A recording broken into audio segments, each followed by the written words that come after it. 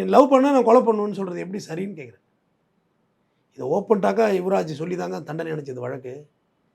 டிவியில் சொல்லிட்டாருங்க யுவராஜ்.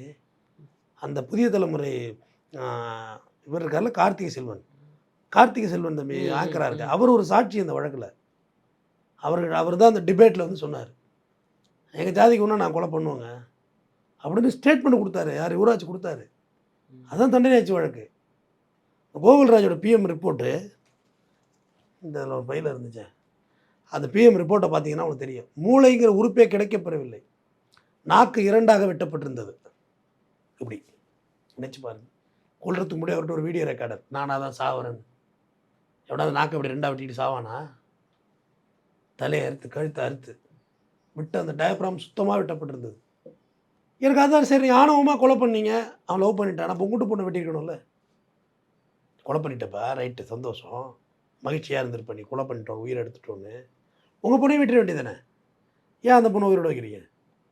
இப்போ நமக்கு ஒரு நியாயம், அடுத்தவனுக்கு ஒரு நியாயம்.